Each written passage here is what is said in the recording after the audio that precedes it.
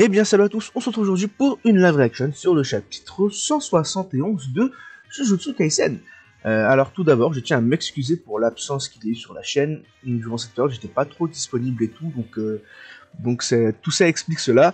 Et par rapport à Jujutsu Kaisen, je tournais les live reactions, mais le problème c'est que les chapitres, j'avais pas grand chose à dire dessus en fait. C'était surtout du combat, mais il n'y avait pas non plus grand chose derrière.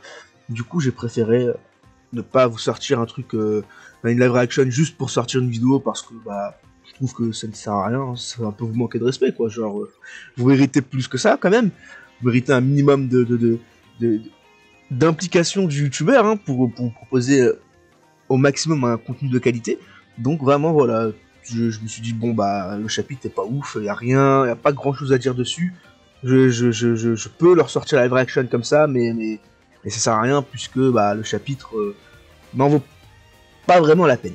Enfin bref, du coup on va commencer le chapitre maintenant sans plus attendre.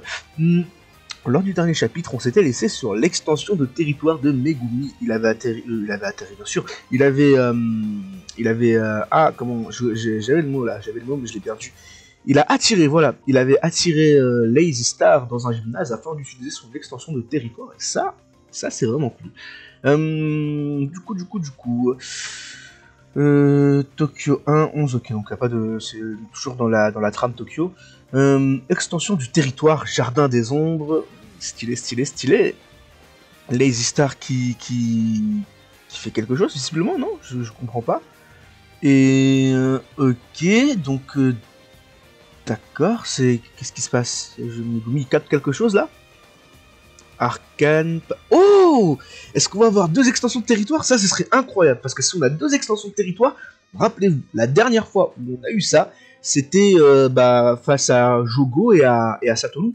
Satoru qui expliquait à Itadori l'essence de l'extension de territoire. Et qui lui explique que le meilleur moyen en vrai pour casser une extension de territoire, c'est d'avoir une extension de territoire plus puissante que celle de l'adversaire. Et ça, si on a une petite bataille d'extension de territoire, franchement, ça pourrait vraiment être pas mal. Arcane, panier du vide. Le panier du vide, tout comme le territoire simple de la nouvelle école de l'ombre. De la nouvelle école de l'ombre. Hein? Ok. Neutralise un territoire et supprime la dimension imparable des sorts associés. Quoi? Attendez, quoi? Neutralise un territoire et supprime la dimension imparable des sorts associés. Dommage. Ah ok, donc c'est un anti-expansion. C'est beaucoup trop fort. C'est un anti-expansion de territoire. C'est juste ultra cheaté en fait. Mais non, mais attendez. Et du coup ça visiblement c'est les crapauds de Megumi qui lui chopent les jambes. Et ouais, ils sont sortis. Ah ok, en fait non, c'est juste que lui du coup les sorts ne pourront pas l'atteindre. Là où il dit en fait l'extension de territoire ne pourra pas l'atteindre. Ça franchement c'est pas mal. Mais ok, donc les ombres, elles, quand même, elles ont, enfin, les familiers de Megumi ont quand même réussi à choper les stars. À Shibuya, Jogo et Hanami avaient utilisé un prolongement du territoire. Avec ce genre de technique, les coups ont plus de chances de rater, mais les sœurs adverses sont toujours neutralisées. C'est ce qui s'est passé avec le pouvoir de l'infini de Satoru. Oh, Satoru le GOAT. Satoru qui est le jutsu le plus puissant, n'oubliez pas. Le panier du vide et le territoire simple ne neutralisent pas les sorts à proprement parler. Intéressant. Hein. Comment ce gamin a réussi à m'atteindre? Mais la barrière magique a quelques sorts liés. Mais la barrière magique à laquelle ces sorts sont liés, c'est ce qui permet de les contrer alors qu'ils sont techniquement imparables. C'est comme la technique du frère de la meuf corbeau. Or, le territoire de Megumi est incomplet. Oh, imaginez, c'est parce qu'il est incomplet qu'il peut toucher le mec, c'est incroyable ça. L'espace du gymnase qui lui a servi de base pour cette... Alors, attendez. C'est l'espace du gymnase qui lui a servi de base. Pour cette raison, la barrière n'est liée à aucun sort. Oh là là, c'est vraiment... Hein, mais c'est beaucoup trop intelligent, Megumi. Hein. À l'heure actuelle, le Jardin des Ombres est une simple expansion de la technique des 10 ombres. Elle pousse la force potentielle de Megumi à 120% de ses capacités, rien de plus. Non, attendez. Enfin, il booste la force potentielle de Megumi à 120% de ses capacités, rien de plus. Donc en fait, on nous explique, de ce que j'ai compris, n'hésitez pas d'ailleurs à rectifier ça dans les commentaires si je me trompe, hein, je compte sur vous, parce que je me trompe souvent et je réponds peut-être pas aux commentaires, mais attention, je les lis. Hein. Du coup là, si je comprends bien, en fait, son extension de territoire, c'est une extension de territoire, mais juste qui booste Megumi, quoi. Il va pas non plus, enfin, elle lui sert vraiment avant tout de boost. Donc en fait, c'est pour ça que ça marche pas trop sur Lazy Star, enfin, que Lazy Star n'arrive pas à contrer son extension de territoire. Alors attendez, à l'heure actuelle, les jardins de l'ombre est une simple extension de la technique des ombres. Expansion plutôt de la technique des ombres, il pousse. Ok, donc ouais, en fait, ça c'est pas vrai. Enfin, c'est une sorte d'extension de territoire, mais pas vraiment. Mais en fait, c'est surtout que ça va juste boost Megumi à 120% et. Ah, en vrai, c'est pas mal, c'est pas mal. Est-ce que c'est parce qu'elle est incomplète, je suppose? Alors, on ne ricane plus. Oh, il est stylé, Megumi. Mais cette demi-technique suffit pour contrer le panier du vide de Lazy Star. Sale gamin, tu crois avoir gagné? Qu'est-ce qu'il fait? Ok, donc là, il a le One for All de Izuku. Incroyable, incroyable, ça y est. Lazy Star, le One for All, désolé, mais là, les marques comme ça, là, c'est clairement Izuku qui a utilisé son One for All. Il a un alter, ça y est, c'est quoi On est où là? On s'est trompé de manga, je crois. Je crois avoir gagné et il se fait attaquer, du coup. Et oh, Megumi qui utilise le multiclonage, incroyable. Mais on est dans quel manga? On est dans Naruto, on est dans My Hero Academia. Et ça, c'est incroyable, vous avez vu? Avec Jujutsu Kaisen, on n'est pas que dans Jujutsu Kaisen, on est dans tous les mangas en même temps. Et ça, franchement, c'est incroyable. Ok, du coup, là, il crée du coup, des ombres de lui-même. Et ça le frappe fort. Ouh, là, il se fait mêler très très fort. Hein. Avec les grenouilles qui ont toujours les pieds ligotés de Lazy Star. Et ah ouais, c'est vraiment. Oh, ok, donc Lazy Star qui utilise les couteaux là. Pour. Oh, intéressant, il utilise ses couteaux du coup pour pouvoir se décrocher de la langue des crapauds. Et il arrive à. Ah ouais, en fait, non, il fait juste pop une épée. Ok, donc il a fait apparaître une épée et il retourne au combat. Sauf que. Oh lol. Oula. Attendez. Alors après, je me fais rire, mais c'est dangereux là ce qu'il fait. Donc il y a un Megumi qui sort visiblement du sol, de l'ombre, qui chope Lazy Star, et Megumi il y va là pour lui mettre un de ses coups quelque part, mais attendez, mais... Ok, donc... Ouais, donc en fait, non, il va lui éclater le crâne en fait. Donc là, on a littéralement Lazy Star qui se fait propulser qui se fait tourner vers Megumi, qui a son arme, et... Ok, donc ouais, voilà, il a quand même apparu le... Ah ouais, non, par contre, là, il allait se prendre un coup dans le visage, mais il allait mourir, en fait, tout simplement. Et... Oula, désolé, je frappe le micro sans faire exprès. Et là, du coup, il arrive à parer le coup de Megumi, de justesse, hein. Mais c'est pas assez, puisque Megumi arrive et bam, coup de coude. Un petit coup de coude, là. Et... Oh ouais, non, mais c'est abusé, là, il se fait marave, c'est plus... Eh, c'est n'importe quoi, là. Ok, j'ai compris, il avait matérialisé ses doubles et ses familiers avant de me toucher. La barrière n'est donc liée à aucun sort infaillible. Oh là, c'est vraiment un crack, Megumi. Hein. Et là, du coup, bam, il lui remet un petit coup. Son extension de territoire lui permet d'augmenter ses pouvoirs de façon significative. C'est beaucoup plus difficile de le contrer que s'il se contentait de lancer des attaques infaillibles. Intéressant. Donc ouais, au final ça rejoint un peu ce que j'ai dit au début, donc ça va, j'ai l'impression d'avoir plus ou moins bien compris. Son extension de territoire actuellement, elle sert juste à le boost en fait. C'est pas réellement une extension de territoire, c'est vraiment juste un boost de puissance non négligeable pour lui, quoi. Il passe de 100% à 120%. Et ça franchement c'est très très puissant. Encore une fois, Megumi qui nous montre qu'il est vraiment intelligent et qui fait preuve d'une grande intelligence tactique, hein. Ça j'en parlais dans ma vidéo La véritable puissance de Megumi, je vous invite d'ailleurs à aller la voir, parce qu'on en parle vite fait de sa grande intelligence tactique, et encore une fois, là, Megumi ne fait que prouver ce que j'ai dit durant la vidéo, en fait. C'est incroyable, ce personnage est tellement puissant, je comprends pourquoi il peut vaincre Satoru Gojo. Satoru Gojo lui-même le dit, même lui il lui dit ouais à un moment donné il y a moyen que tu me battes mec. Bon à un moment donné c'est pas rien quoi. Ce mec est vraiment ultra fort. Du coup, si jamais il sortait son éléphant plénitude ici pour noyer la zone, ça réduirait de moitié mes capacités et mes chances de gagner diminueraient sérieusement. Intéressant. Mais ça va pas se passer comme ça parce que j'ai la réponse à tout. D'ailleurs, attendez, maintenant j'y pense. Pour contrer sa technique, en vrai, c'est du papier. On utilise du feu. Megumi, il utilise de l'eau. En soi, ouais, ça marche. Mais imaginons, il a un familier de feu qui crache du feu, je sais pas moi, un dragon de salamandre ou un truc comme ça. Plus une salamandre, je pense. Mais imaginons un familier qui crache du feu. Il brûle tout ça en fait au final. Et au final, l'Exista, il se retrouve niqué un peu quoi. Après, d'un autre côté, il y a déjà l'éléphant de l'eau qui sert à le contrer. Donc au final, voilà quoi. Mais quand même, un petit familier de feu, une petite salamandre, ce serait stylé. Hein. En plus, il a l'eau, il a du coup la foudre. On suppose qu'il a un familier de terre. Il faudrait qu'il ait un familier de terre et qu'il ait un familier de feu. Comme ça, au moins, il a la totale. Il a les 5 éléments.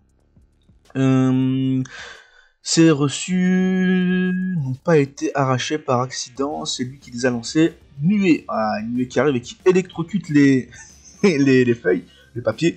Trop tard. Après, vous allez me dire, en électrocutant le papier, ça peut forcément, ça le fait brûler. Donc, c'est du feu indirectement. Alors. Ok. Donc là, il vient de faire pop des voitures. Bon, pourquoi pas. Pourquoi il fait apparaître des voitures Je m'en doutais. Il faut renforcer son énergie occulte au niveau des pieds pour ne pas être englouti. Intéressant. Ton ombre se trouve en dessous de nous, c'est ça. Pratique pour en sortir des choses, voir soi-même. Mais un point à attirer mon attention. Tu as peu d'armes à disposition. Je n'ai vu qu'un seul objet maudit plutôt minable. Oui, bon, doucement, mec. Commence pas à sous-estimer Megumi. Commence pas à sous-estimer Megumi.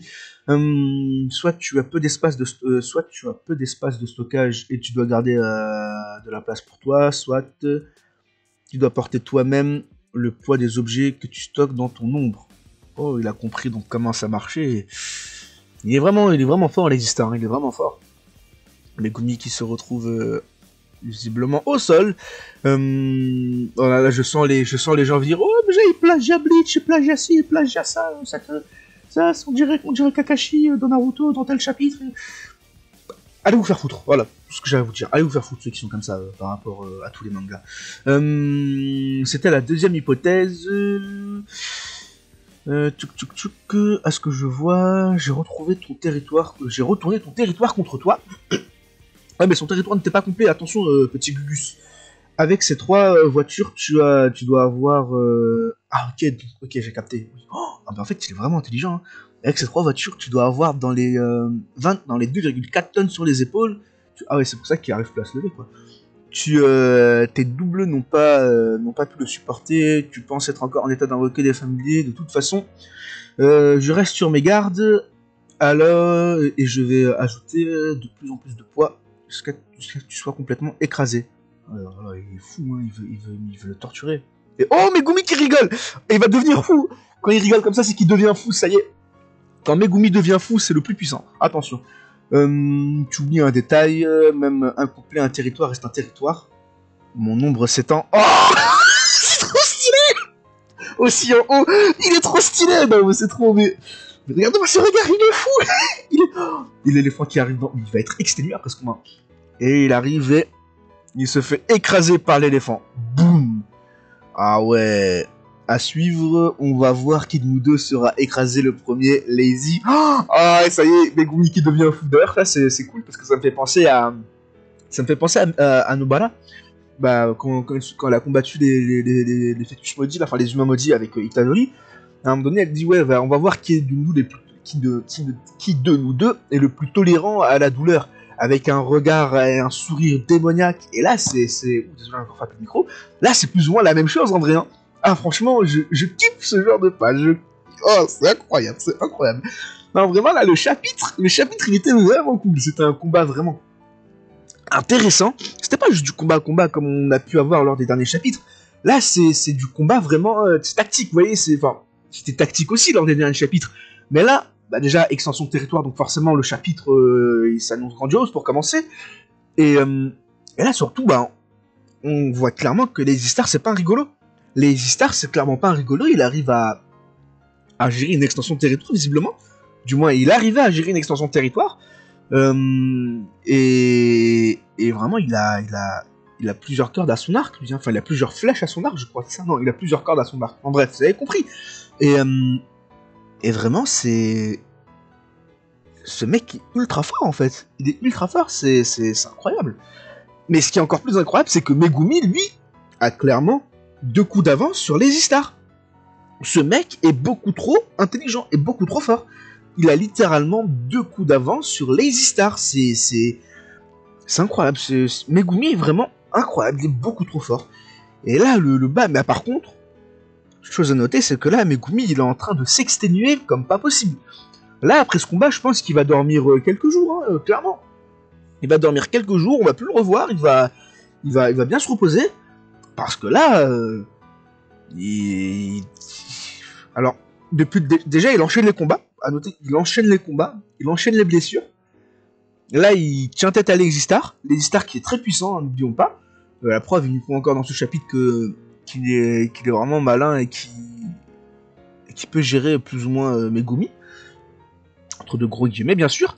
Et donc Megumi qui encore une fois, qui est blessé, qui descend son territoire, qui enchaîne les combats, qui fait apparaître des ombres de partout, qui doit porter le poids de masse choses, de ses armes et tout.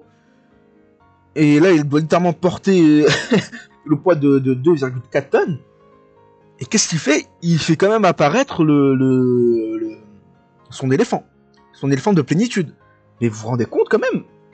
Mais là, il va être exténué. Après, déjà, je pense que rien que le fait qu'il fasse apparaître le familier, ça lui bouffe beaucoup d'énergie occulte. Mais est-ce que du coup, là où ça lui mange le plus d'énergie occulte, c'est quand son familier utilise sa technique là avec l'eau et tout.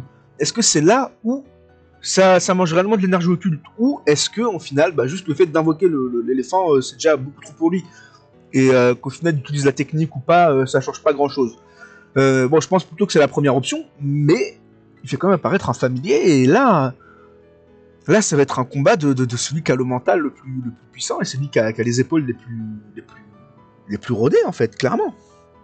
Oh ouais, non, franchement, le chapitre était excellent.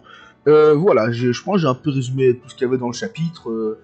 Encore une fois, Megumi nous sort des masterclass, c'est incroyable. Et Lazy Star, vraiment Lazy Star qui a une dégaine de rigolo, mais qui est vraiment pas sous-estimé. Il nous prouve que, avec un truc tout bête en vrai, son pouvoir est tout bête, hein, mais il peut faire de grandes choses avec, et ça le rend vraiment redoutable, jusqu'à même donner du fil à retordre à Megumi. Du coup, voilà Megumi qui en plus Jujutsu depuis longtemps, et Lazy Star qui visiblement n'est pas un Jujutsu à la base. Hein. Le mec, il arrive comme ça, il s'est fait prendre pour la traque mortelle, il s'est fait offrir un Jujutsu, et puis voilà quoi, le mec il débute dans ça en vrai, hein, et ça c'est incroyable. Enfin, il me semble, si jamais je me trompe, encore une fois, n'hésitez pas à me rectifier dans les commentaires. Du coup voilà, n'hésitez pas à me dire ce que vous avez pensé de ce chapitre dans les commentaires, et puis moi je vous dis à la prochaine, bye bye.